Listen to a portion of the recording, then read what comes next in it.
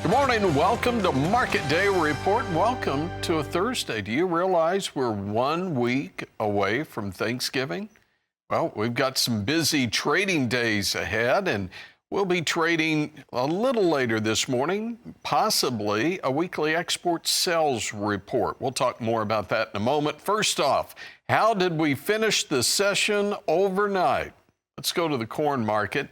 It was a penny lower on the D's at 429 and a quarter. The March contract a tick lower at 439 and 3/4. And the soybeans in trade overnight, half penny higher on the front month January, 991, unchanged on the March. And now to the wheat market. We'll start Chicago first, and July up 593 and a quarter. Kansas City, July, 591 and a half, 3.5 higher in the session. And spring wheat overnight, December, 3.5 higher, 595 and a half. What about the cotton market?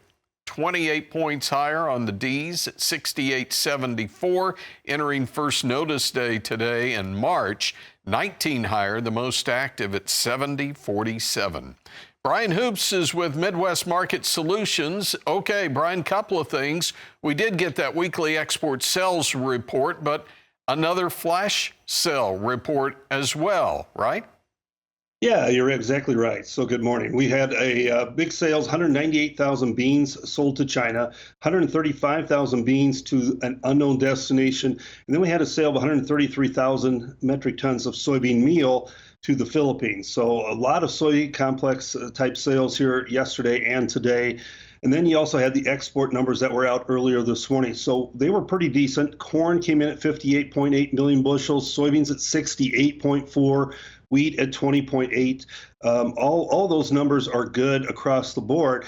And I know we started off our marketing year very slow for soybean sales, but they've caught up with last year. In fact, they're about 9% higher than they were at this time a year ago. Corn sales are 39% better than what they were last year, and wheat sales are about 17% better than what they were a year ago. So even with the dollar moving higher here recently, we've still maintain a very strong export sales pace. Now, Mexico has bought about 12.9 million tons of corn so far this year. They had bought 11.7 a year ago, so they're ahead of the pace they were. And China remains our best buyer of U.S. soybeans, but they're down from last year. 14.7 million bushels that they've bought. Last year, they were 16.1 million at this time. So they have a little catching up to do, but at least our sales are better than they were at this time a year ago because we've made sales to some other countries, not just China. Okay, Brian, so we've talked in the past the importance of making the sale, but even more important in making the shipment and the delivery. Marketing year high in the report for actual inspections on soybeans. That's got to be a positive.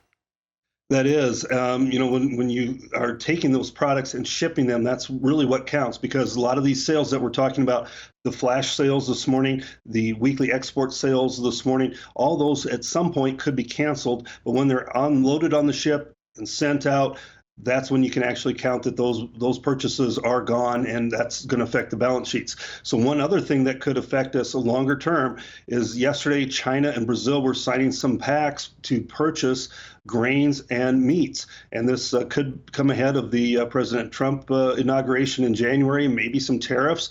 And it's important to note that China has had restrictions on Brazil's sorghum imports in the past. This new trade pact that they've announced yesterday has no restrictions, meaning they can buy sorghum out of Brazil. And they are a huge buyer of U.S. grain sorghum. In fact, about 95% of what we sell here in the U.S. goes to China.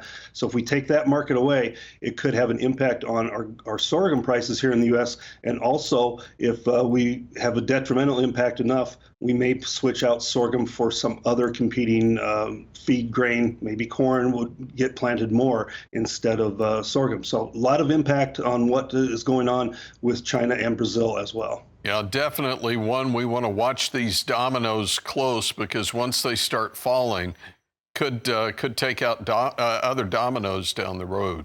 All right, hang on. We'll take a break, come back, talk livestock futures. Market Day Report continues in a moment. Well, we saw some sales of cattle yesterday in the north, $185 and dressed at $290. But the problem, well, not necessarily a problem, just packers couldn't buy enough.